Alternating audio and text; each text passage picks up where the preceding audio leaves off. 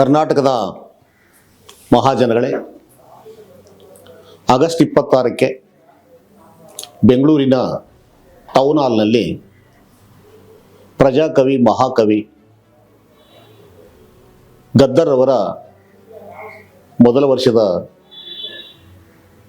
ಶ್ರದ್ಧಾಂಜಲಿ ಸಭೆಯನ್ನು ಹಮ್ಮಿಕೊಂಡಿದ್ವಿ.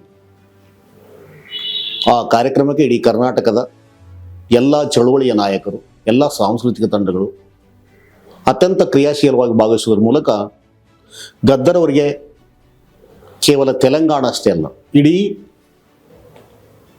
ದಕ್ಷಿಣ ಭಾರತ ಸೇರಿದಂತೆ ದೇಶದ ಹಲವಾರು ರಾಜ್ಯಗಳಲ್ಲಿ ಲಕ್ಷಾಂತರ ಜನ ಅಭಿಮಾನಿಗಳಿದ್ದಾರೆ. ಆ ಅಭಿಮಾನಿಗಳ ಒಂದು ಆಶಯವನ್ನು ಮತ್ತಷ್ಟು ಜೀವಂತಗೊಳಿಸಲಿಕ್ಕೆ ಗದ್ದರ್ ಅವರು ಭೌತಿಕವಾಗಿ ನಮ್ಮದಲ್ಲಿ ಇರದೇ ಹೋಗಿದ್ರು ಕೂಡ ನಮ್ಮ ಜೊತೆಗೆ ನಿರಂತರವಾಗಿರ್ತಾರೆ. ಚಳುವಳಿ ಜೀವಂತವಾಗಿರುವವರಿಗೆ, ಶೋಷಿತರ ವಿಮೋಚನಾ ಚಳುವಳಿ ಜೀವಂತವಾಗಿರುವವರಿಗೆ ನಮ್ಮೊಂದಿಗಿರ್ತಾರೆ ಅನ್ನೋ ಆಶಯವನ್ನು ಮತ್ತೊಂದು ಸಾರಿ ರುಜುವಾತು ಮಾಡಲಿಕ್ಕೆ ಕರ್ನಾಟಕದಲ್ಲಿ ಪ್ರಗತಿಪರ ಸಂಘಟನೆಗಳು, ಹಲವಾರು ದಲಿತ ಮುಖಂಡರು ಮತ್ತು ಎಡಪಂಥೀಯ ವಿಚಾರವುಳ್ಳಂಥ ಹಲವಾರು ನಾಯಕರನ್ನು ಸೇರಿಸಿ ನಾವು ಆಗಸ್ಟ್ 26ಕ್ಕೆ ಸೋಮವಾರ ಕಾರ್ಯಕ್ರಮ ಹಮ್ಮಿಕೊಂಡಿದ್ವಿ. ಗದ್ದರ್ ಅವರನ್ನು ಕೇವಲ ಒಬ್ಬ ಸಾಂಸ್ಕೃತಿಕ ನಾಯಕ ಅಂತ ನೋಡೋಕ್ಕಾಗಲ್ಲ. ಗದ್ದರ್ ಅವರು ಒಬ್ಬ ಫಿಲಾಸಫರ್, ಗದ್ದರ್ ಒಬ್ಬ ಚಿಂತಕರು. ಗದ್ದರ್ ಇಡೀ ಶೋಷಿತ ಸಮುದಾಯಗಳ ಬಗ್ಗೆ ಕೇವಲ ಆಡಾಡದಷ್ಟೆಲ್ಲ ಕಂಪ್ಲೀಟ್ ತಮ್ಮ ಜೀವನವನ್ನು ಮುಡಿಪಾಗಿಟ್ಟುಕೊಂಡು ರಾಜಿರಹಿತವಾಗಿರ್ತಕ್ಕಂಥ ಹೋರಾಟ ನಡೆಸಿರ್ತಕ್ಕಂಥ ವ್ಯಕ್ತಿ.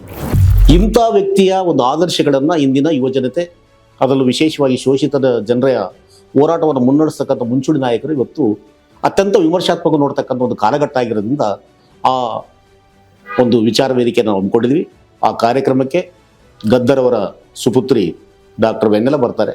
ಅದೇ ಥರ ಗದ್ದರ್ ನಂತರ ತೆಲಂಗಾಣದಲ್ಲಿ ಅತ್ಯಂತ ಸಾಂಸ್ಕೃತಿಕವಾಗಿರ್ತಕ್ಕಂಥ ಕಲಾಮಂಡಳಿಗಳ ಮೂಲಕ ಜನರಿಗೆ ಚಿರಪರಿಚಿತವಾಗಿರ್ತಕ್ಕಂಥ ಏಪುರಿ ಸೋಮಣ್ಣ ಹಾಗೂ ಮಧುಪ್ರಿಯ ಅನ್ನೋ ಯುವತಿ ಈ ಕಾರ್ಯಕ್ರಮಕ್ಕೆ ಹಾಜರಾಗ್ತಾರೆ. ಅದೇ ಥರ ಕರ್ನಾಟಕದ ಹಲವಾರು ಜಿಲ್ಲೆಗಳಲ್ಲಿ ಇರ್ತಕ್ಕಂಥ ಕಲಾ ತಂಡಗಳು ಇದರಲ್ಲಿ ಭಾಗವಹಿಸ್ತವೆ.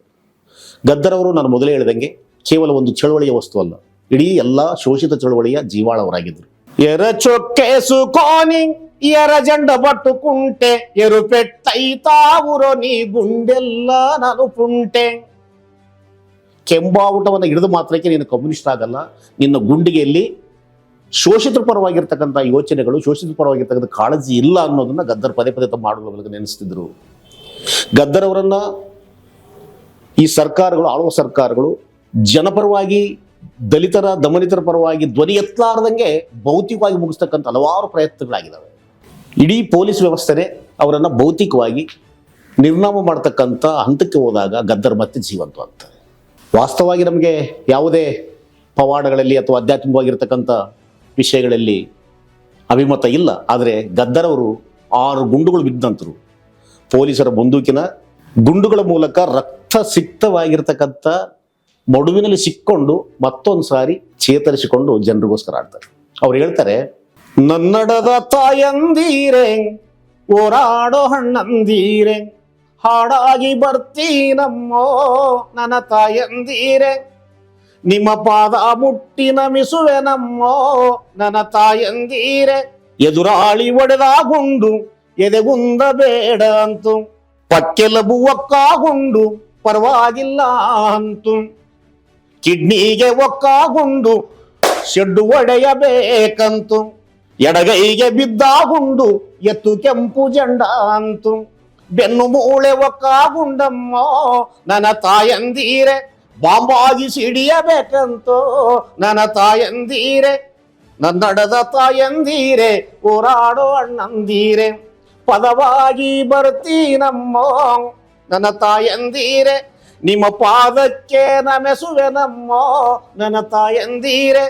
ಈ ಥರ ಜನರ ಮಧ್ಯೆ ನಾನು ಕೂಡ ಸಾಯೋವರೆಗೂ ಜನರ ಮಧ್ಯೆ ಇರ್ತೀನಿ, ಸತ್ ನಂತರ ಜನರ ಮಧ್ಯೆ ಇರ್ತೀನಿ ಅನ್ನೋ ದೊಡ್ಡ ಅದೆಲ್ಲ ಚೇತನವಾಗಿರ್ತಕ್ಕಂಥ ಗದ್ದರ್ ಅವರನ್ನು ಸ್ಮರಣೆ ಮಾಡ್ತಕ್ಕಂಥ ಈ ಕಾರ್ಯಕ್ರಮಕ್ಕೆ ಖಂಡಿತ ಇಡೀ ಕರ್ನಾಟಕದ ಜನ ಬರಬೇಕು.